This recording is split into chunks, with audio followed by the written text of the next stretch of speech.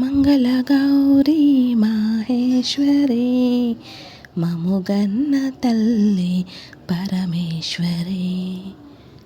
జై శ్రీరామ్. శ్రావణ మంగళ గౌరీ వ్రత కథ. పూర్వం కృతయుగంలో దేవతలు రాక్షసులు కలిసి అమృతం కోసం క్షీరసాగర మథనం చేసే సమయాన అమృతానికి ముందు అగ్ని జ్వాలలు కక్కుతూ కాలకూట విషం పుట్టుకొచ్చింది. దాన్ని చూసి భయకంపితుడైన దేవదానవులు పరమేశ్వరుని శరణజొచ్చారు. ఆ సమయాన పరమేశ్వరుడు మందహాసముతో చిరునవ్వు నవ్వి, ఇప్పుడు నేనేమి చెయ్యను అన్నట్లు పార్వతి వైపు చూశాడు. ఆ సర్వమంగళస్వరూపిణి అయి జగన్మాత భర్త చూపులను ఆంతర్యమేమిటో గ్రహించింది. దేవతలైన దానవులైన మానవులైన మన భక్తులే కదా, మన బిడ్డలకు ఆపద కలిగినప్పుడు మనము కాక వేరెవరు రక్షిస్తారు అని భావించి నిరంతరము స్త్రీల సౌభాగ్య సంపదను కాపాడే ఆ సర్వమంగళ స్వరూపిణి తన మాంగళ్య సౌభాగ్యంపై ప్రగాఢ విశ్వాసం ఉంచి లోక వినాశనానికి కారణభూతమైన ఆ భయంకర కాలకూట విషాన్ని తన భర్త మింగేందుకు అనుమతి ఇచ్చిందని పురాణాలు చెబుతున్నాయి. అట్టి కరుణాంతరమూర్తి పార్వతీదేవి. మంగళస్వరూపిణి అయిన భవానీమాతను కొత్తగా పెళ్ళైన స్త్రీలు శ్రావణ మాసం తొలి మంగళవారంతో మంగళగౌరీ వ్రతాన్ని విధిగా ప్రారంభించి 5 సంవత్సరాలు దీక్షగా ఆచరించాలి.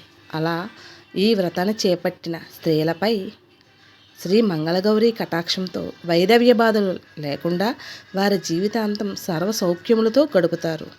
అయితే పార్వతీదేవికి మరో పేరు మంగళగౌరి. శ్రావణ మాసంలో వచ్చే 4 మంగళవారాలు మంగళగౌరి అయిన పార్వతీదేవిని పూజించాలి. మంగళగౌరి ఎక్కడ ఉంటుందో తెలుసా? పసుపు, కుంకుమ, పూలు, సుగంధి మంగళ ద్రవ్యాల్లోనూ ఆవునీతితో ప్రకాశించే దీప జ్యోతుల్లోనూ కొలువై ఉంటుంది. చాలా కాలం క్రితము జయపాలుడనే రాజు మహిష్మతి నగరాన్ని పాలించేవాడు. భోగభాగ్యాలు ఎన్ని ఉంటేనే ఆయనకు సంతానమే లేదు. ఆ దంపతులకు అదే దిగులు. ఎన్ని నోములు నోచినా ఎన్ని దానాలు చేసినా ఫలితం శూన్యం. చివరికి పరమేశ్వరునికి ఆ మహారాజు దంపతులపై కరుణ కలిగింది. పరమేశ్వరుడు ఓ సన్యాస రూపంలో జయపాలు నగరానికి వచ్చి అంతఃపురము బయట ద్వారము వద్ద నిలబడి భవతీ భిక్షాందేహి అనేసి అక్కడి నుండి వెళ్ళిపోయాడు. జయపాలుని భార్య పల్లెంలో సంభారాలు సమకూర్చుకొని భిక్ష వేసేందుకు వచ్చే లోపలే ఆ సన్యాసి వెళ్ళిపోయాడు. ఇలా 3 రోజులు జరిగిందంతా భర్తకు వివరించింది. రేపు ఆ సన్యాసి వచ్చే ముందే నీవు సిద్ధంగా ఉండమని భార్యతో చెప్పాడు ఆ రాజు. మరుసటి రోజు సన్యాసి రావడం మహారాణి బంగారు పళ్ళెంతో సహా భిక్ష వేయబోయింది. ఆ సన్యాసి ఆ భిక్షను స్వీకరించక, సంతానం లేని నీ చేతి భిక్ష నేను స్వీకరించను అని పలికేసరికి, అయితే మహాత్మా సంతానము కలిగే మార్గాన్ని ఉపదేశించండి అని వేడుకోగా ఆ సన్యాసి రూపంలో ఉన్న ఈశ్వరుడు, అమ్మ నేను చెప్పబోయేది నీ భర్తకు తెలియజేయి. నీలం రంగు వస్త్రాలను ధరించి నీలం రంగు అశ్వాన్ని అధిరోహించి ఒంటరిగా నీ భర్తను నగరం తూర్పు దిక్కుకు వెళ్ళమను. అక్కడ అరణ్యంలో అతని నీలాశ్వం ఎక్కడ అలసటితో క్రింద పడిపోతుందో అక్కడ దిగి త్రవ్వమను. ఆ త్రవ్వకం నుండి ఒక స్వర్ణ దేవాలయం బయటపడుతుంది. ఆ స్వర్ణ దేవాలయంలో ఉండే అమ్మవారిని భక్తి శ్రద్ధలతో పూజిస్తే ఆమె మీకు సంతానాన్ని ఇస్తుంది అని చెప్పి వెళ్ళిపోయాడు సన్యాసి రూపి అయిన శివుడు. ఈ విషయమంతా భర్తకు చెప్పి ఆ విధంగా చేయసాగారు. స్వర్ణ దేవాలయంలో ఉన్న అమ్మవారిని జయపాలుడు ప్రార్థించాడు. జయపాలుని భక్తికి మెచ్చి ధనాన్ని ఇస్తాను కోరుకోమంది అమ్మవారు. నాకు ధనము వద్దు, సంతానము కావాలి అన్నాడు జయపాలుడు. అప్పుడు అమ్మవారు దీర్ఘాయువు వైధవ్యము కల కన్య కావాలా, అల్పాయుష్కుడు సజ్జనుడు అయిన కుమారుడు కావాలని కోరుకోమని అడిగింది అమ్మవారు. అప్పుడు రాజు పితృదేవతలను ఉద్ధరించేందుకు కుమారుడే కావాలని కోరుకున్నాడు.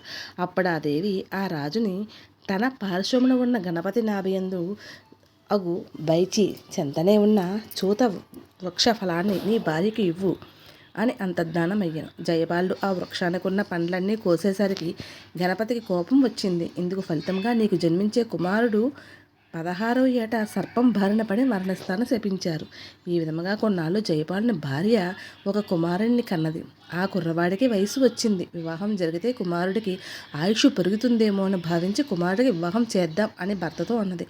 కాశీ విశ్వేశ్వరుని దర్శించి వచ్చాక వివాహం చేద్దామని చెప్పి తన కుమారుణ్ణి అతని మేనమామతో కాశీకి పంపించారు. త్రోవలా వారు ప్రతిష్టానపురం చేరారు. వారు అక్కడ వాళ్ళిద్దరూ ఓ సత్రంలో ప్రవేశించారు. అక్కడ కొందరు కన్యలు ఆడుకుంటున్నారు. వారిలో సుశీల అనే కన్య మరొక కన్యతో గొడవ పడగా ఆ కన్య సుశీలుడను సుశీలను ముండా రండా అంటూ కోపంతో దుర్భాషలాడింది.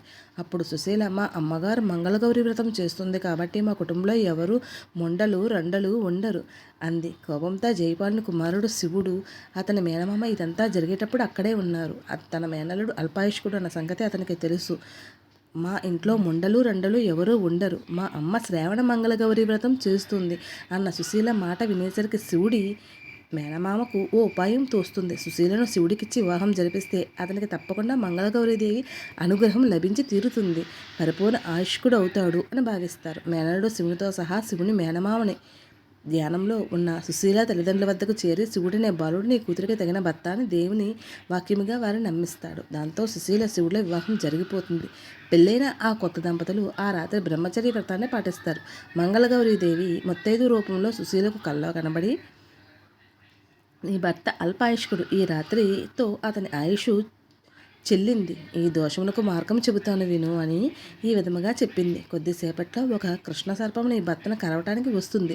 వెంటనే నీవు నిండా పాలు ఉన్న ఒక కుండను దాని ముందు ఉంచు. అప్పుడు పాము ఆ ఘటంలోకి ప్రవేశించాక వస్త్రంతో ఆ కుండ మూతిని గట్టిగా కట్టి ఉదయాన్నే దాన్ని నీ తల్లికి వాయనం ఇవ్వు. దాంతో నీ భర్తకు ఆ గండం తప్పిపోతుంది అని అంతర్ధానం అవుతుంది. శివుడు తన మేనమామతో కాశీయాత్ర పూర్తి చేసుకుని తిరిగి ప్రయాణంలో భార్య సుశీలను తన ఇంటికి తీసుకుని వెళ్తాడు. విషయము తెలుసుకుందామని శివుడు సుశీలను తన ఆయువు ఎలా పెరిగిందని అడగగా అంతా శ్రావణ మంగళగౌరి వ్రతం ప్రభావం అని చెప్పింది. ఈ విధంగా కృష్ణుడు ఈ కథను ద్రౌపదీ తల్లికి చెప్పారనమాట. సర్వం శ్రీ మంగళగౌరీదేవి పాదారవిందార్పణమస్తు. ఓం శ్రీ మంగళగౌరీదేవియే నమో నమః. ఓం శ్రీ మంగళగౌరీదేవియే నమో నమః. ఓం శ్రీ మంగళగౌరీదేవియే నమో నమః.